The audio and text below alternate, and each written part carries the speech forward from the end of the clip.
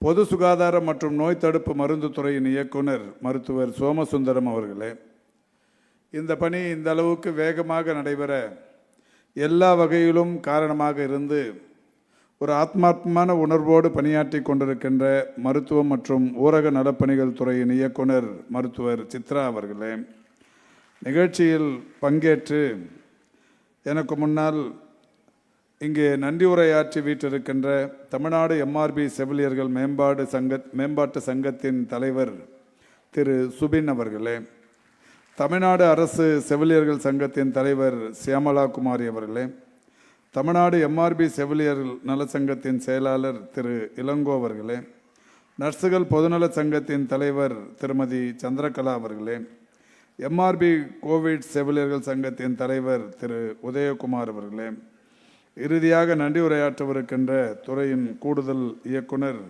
மருத்துவர் கே திலகம் அவர்களே, வருகை தந்து பணியாணைகளை பெறவிருக்கிற செவிலியர் பெருமக்களே, பத்திரிகை மற்றும் ஊடகவியலாளர்களே, துறையைச் சேர்ந்த அலுவலர் பெருமக்களே, வருகை தந்திருக்கின்ற உங்கள் அத்தனை பேருக்கும் முதலில் என்னுடைய நன்றியையும் வணக்கத்தையும் தெரிவித்துக் கொள்கின்றேன். அண்மையில் நடைபெற்ற போராட்டம் ஒன்றில் நம்முடைய தமிழ்நாடு எம்ஆர்பி செவிலியர்கள் மேம்பாட்டு சங்கத்தின் சார்பில் வைக்கப்பட்ட கோரிக்கைகளை மாண்புமிகு தமிழ்நாட்டின் முதலமைச்சருடைய கவனத்திற்கு கொண்டு சென்று அவருடைய கோரிக்கைகள் அனைத்தும் நியாயமானதாகவே இருந்த காரணத்தினால் மாண்புமிகு தமிழ்நாட்டின் முதலமைச்சருடைய அறிவுறுத்தலோடு அவர்களுக்கு ஒரு சில அந்த கோரிக்கைகள் நிறைவேற்றுவதற்குரிய அந்த சந்தர்ப்பத்தை அவர்களிடத்தில் அறிவித்தோம். சங்கத்தைச் சேர்ந்த நிர்வாகிகளும் மற்ற பிற சங்கங்களைச் சேர்ந்த நிர்வாகிகளும் கூட அரசிற்கு உறுதுணையாக இந்த கோரிக்கைகள் நிறைவேற்றப்பட வேண்டும் என்பதில் முனைப்பாகவே கோரிக்கை வைத்திருந்தார்கள். அந்த வகையில் மாண்புமிகு தமிழ்நாட்டின் முதலமைச்சருடைய கவனத்தில் கொண்டு சென்றதில் திரு சுபின் அவர்கள் இங்கே பேசும்போது எடுத்து சொன்னதைப் போல ஒரு 1000 செவிலியர்களுக்கு உடனடியாக பணியாணைகளை தர பொங்கலுக்குள் பணியாணைகளை தருவோம் என்று அன்றைக்கு சொன்னோம். அது மட்டுமல்ல, அவரே இங்கே எடுத்து சொன்னதைப் போல ஒரு 400 சார் 4000 அந்த 4000 தர வேண்டியது 400 500 இருக்குமா? ஒரு 4000 இந்த அரசு பொறுப்பேற்றதும் 14,000 ரூபாய் இருந்த அந்த ஊதியத்தை 18,000 உயர்த்திய போது ஒரு 400-500 பேர் விடுபட்டு போனார்கள். பல்வேறு அந்த டெக்னிக்கல் ரீசன்ஸ் என்கின்ற வகையில் அவர்களுக்கும் அந்த 4,000 ரூபாய் உயர்த்தி தரப்பட வேண்டும் என்கின்ற கோரிக்கை நம்முடைய சங்கத்தின் நிர்வாகிகள் வைத்த நேரத்தில் அதுவுமே இன்றைக்கு இந்த பட்டியல் தயாரிக்கும் பணி நடைபெற்று கொண்டிருக்கிறது. மிக விரைவில் அதுவும் கூட நிறைவேற்றப்படவிருக்கிறது. அதேபோல் ஒரு 724 கொரோனா காலத்தில் பணியாற்றியவர்களை இந்த ஒப்பந்த முறையில் இணைக்க வேண்டும் என்கின்ற வகையிலான கோரிக்கை அதுவும் நிறைவேற்றுவதற்குரிய நடவடிக்கைகள் எடுக்கப்பட்டு அதிலும் கூட அவர்கள் பணியாற்றிய இடம், அவர்கள் பணியில் சேர்ந்த நாள் போன்ற பல்வேறு விவரங்கள் அடங்கிய குறிப்புகள் எடுப்பதில் இருக்கிற சிக்கல், காலதாமதம் இவற்றை மனதில் கொண்டு அவர்களுக்குமே பொங்கலுக்குள்ளாகவே ஒரு நல்ல விஷயத்தை தெரிவித்து விடலாம் என்று கருதி கொண்டிருந்தோம். ஆனால் ஒரு வார காலம் தள்ளி போனாலும் இந்த மாத இறுதிக்குள் அவர்களுக்கும் இதே போன்றதொரு நிகழ்ச்சி நடத்தப்பட்டு அந்த 724 பேருக்குமே ஒப்பந்த முறையில் அவர்கள் பணியில் அமர்த்தப்படவிருக்கிறார்கள் என்பதை மகிழ்ச்சியோடு தெரிவித்துக் கொள்ள கடமைப்பட்டிருக்கின்றோம். இப்படி இந்த சங்கத்தின் கோரிக்கைகள் நம்முடைய திரு சுபின் அவர்கள் எடுத்து சொன்னதைப் போல இந்த மகப்பேறு விடுப்பு சம்பந்தமான அந்த சர்க்குலேஷன்ஸ் நம்முடைய அலுவலகங்களில் இருந்து கொண்டிருக்கிறது. அதுவும் வந்தவுடன் அதுவுமே முறைப்படி அறிவிக்கப்படும் என்பதையும் தெரிவித்து இன்றைக்கு எனக்கு முன்னால் இங்கே உரையாற்றியவர்கள் எல்லாம் எடுத்து சொன்னது போல குறிப்பாக நம்முடைய துறையின் செயலாளர் அவர்கள் இதில் எந்த அளவுக்கு கவனத்தோடு பணியாற்றினார் என்பதை நீங்கள் அனைவருமே நன்றாக அறிவீர்கள். இந்த அரசு பொறுப்பேற்றதற்கு பிறகு படிப்படியாக எப்படியாவது இது இந்த ஒட்டுமொத்த பிரச்சனைகளுக்கும் தீர்வு காணப்பட வேண்டும் என்பதில் மிகுந்த கவனத்தோடு தான் செயலாற்றி கொண்டிருக்கிறோம். என்றாலும் பல்வேறு வகைகளில் நிதி ஆதாரம் அதேபோல் பல விஷயங்களின் காரணமாக கொஞ்சம் இதிலே இந்த தள்ளிப்போனது என்பது நடைபெற்றது. அந்த வகையில் இன்றைக்கு இது இன்றோ நேற்றோ உருவானது அல்ல என்பதை நீங்களுமே உணர்வீர்கள்.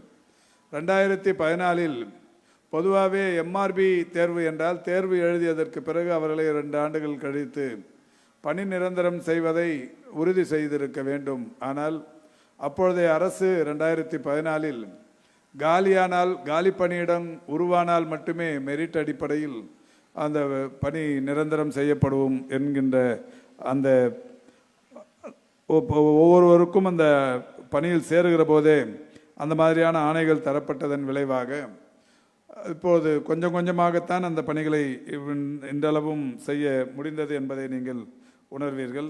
என்றாலும் இந்த அரசு பொறுப்பேற்றதற்கு பிறகு பல்வேறு வகைகளில் அந்த பணி ஆணைகளை இன்றைக்கு உறுதிப்படுத்தி இதுவரை 5825 பேரை கடந்த 2021 இன்று வரை 5825 பேர் பணி நிரந்தரம் செய்யப்பட்டிருக்கிறார்கள்.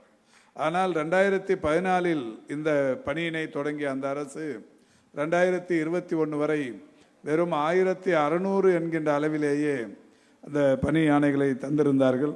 ஆனால் மாண்புமிகு தமிழ்நாட்டின் முதலமைச்சருடைய தயால குணமும் எப்படியாவது தேர்தல் அறிக்கையிலே கூட திமுகவின் தேர்தல் அறிக்கையில் சொல்லப்பட்டது எம்ஆர்பி செவிலியர்கள் நிரந்தரப்படுத்தப்படுவார்கள் என்கின்ற அறிவிப்பு தேர்தல் அறிக்கையில் அறிவிக்கப்பட்டது. அதன் அடிப்படையில் இன்றைக்கு ஒரு 5825 பேர் இதுவரை பணி நிரந்தரம் செய்யப்பட்டிருக்கிறார்கள். என்றாலும் இன்னமும் கூட ஒரு 5932 பேர் 5932 பேர் இன்றைக்கு இன்னமும் பணி நிரந்தரப்படுத்தப்பட வேண்டும் என்கின்ற வகையில் இன்றைக்கு அந்த பணிகளுக்கும் இங்கே பேசியவர்கள் எடுத்து சொன்னதைப் போல மிக விரைவில் எந்த அளவுக்கு அவற்றைக்கும் தீர்வு காண முடியுமோ அதை செய்து அவர்களுக்குமான விடியலை மிக விரைவில் ஏற்படுத்துவதற்கு இந்த துறை நடவடிக்கை எடுக்கும் என்பதை தெரிவித்துக் கொள்கின்றேன். இப்பொழுது கூட இந்த 1000 பணியிடங்கள் உருவாக்கப்பட்டது என்றால் நர்சிங் சூப்பர்டென்ட், நர்சிங் ட்விட்டர் போன்ற அந்த பதவி உயர்வுகள் தரப்பட்டும் புதிதாக உருவாக்கப்பட்டு கொண்டிருக்கிற தீவிர சிகிச்சை பிரிவு கட்டிடங்களுக்கு புதிய பணியிடங்களை உருவாக்கியும் இந்த 1000 பணியிடங்கள் தற்போது தரப்பட்டிருக்கிறது. நம்முடைய துறையின் செயலாளர் இங்கே சொன்னதைப் போல நாம் ஏற்கனவே இப்போது உங்களுக்கு ஆணைகள் மட்டுமே தரப்படுகிறது, எங்கே பணியாற்ற வேண்டும் என்கின்ற அந்த கொஞ்சம் அந்த ஒரு வார கால இடைவெளி என்பது தவிர்க்க முடியாத ஒன்றாக ஆகிவிட்டது. நம்முடைய அலுவலர்கள் கூட சொன்னது எங்கே வேலை செய்கிறாங்கங்கிற ஆர்டரை கையில் கொடுத்தா தான் அவங்க இன்றைக்கி ஆர்டர் வாங்கணுன்னே நாளைக்கு அங்கே வேலைக்கு போகிறதுக்கு வசதியாக இருக்கும் அப்படின்னாங்க. நானும் நம்முடைய துறையின் செயலாளரும் நம்ம டிஎம்எஸும் அதில் ரொம்ப உறுதியாக இருந்தோம். என்னென்னா பொங்கலுக்கு முன்னாடி நம்ம 1000 பேருக்கு கொடுத்துறோன்னு சொன்னோம். பொங்கலுக்குள்ளே அவங்களுக்கு ஒரு பொங்கல் வாழ்த்து சொல்கிற மாதிரி அவங்க பொங்கலில் மகிழ்ச்சி அடைகிற மாதிரி இந்த ஆணைகளை தந்து விடுவோம். அதுக்கப்புறம் பொங்கல் கழிச்சு 22, 23 தேதியில் இந்த கவுன்சிலிங்லாம் நடத்தி யார் யார் எங்கெங்கே வேலைக்கு போகிறது அப்படிங்கிறத ஒரு கலந்தாய்வு நடத்தி பண்ணிவிடுவோம். இந்தியாவிலேயே ஒரு புதிய பணியிடங்கள் உருவாக்குகிற போதே கலந்தாய்வு நடத்தப்பட்டு பணியாணைகள் தருவது என்பது நம்முடைய மக்கள் நல்வாழ்வுத்துறையில் மட்டும்தான்.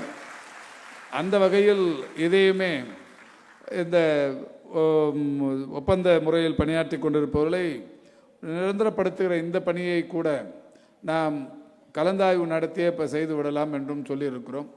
இதில் உங்களுக்கு வருகை தந்திருக்கின்ற உங்களுக்கு தெரிவித்துக் கொள்ள விரும்புவதெல்லாம் இதற்கு இடையில் நீங்கள் வேறு யாரையும் அணுக வேண்டாம் என்பதுதான். ஏன்னா இந்த துறையில் நிறைய இடைத்தரகர்கள் நிறைய இருக்கிறாங்க. இதை நான் ஏற்கனவே கூட சொன்னேன். ஒரு ப்ரெஸ் மீட்டில் ஒரு மாதத்துக்கு முன்னாடி சொன்னேன்.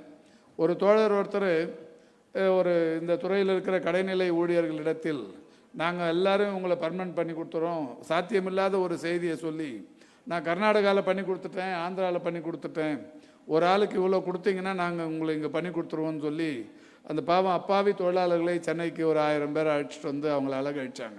அப்போ நான் பத்திரிகையாளர் சந்திப்பில் சொன்னேன், இது மாதிரி இடைத்தரகர்கள் இந்த துறையில் புகுந்து பண்ணுறது தான் தப்பு. தொழிற்சங்கங்களை சொல்ல நான், ஏன்னா நான் ஒரு தொழிற்சங்கவாதியாக இருந்து அரசியலில் இன்றைக்கு வலம் வந்து கொண்டிருப்பவன். எனவே அந்த நிலையில்தான் இடைத்தரகர்கள் தனிப்பட்ட வகையில் யாராவது ஒருவர் 2 பேர், இப்போ நான் கூட இந்த ஒரு இதுவரை 2 பேரை நானே காவல்துறையில் பிரித்து தந்திருக்கிறேன் இந்த இடைத்தரகர்களை.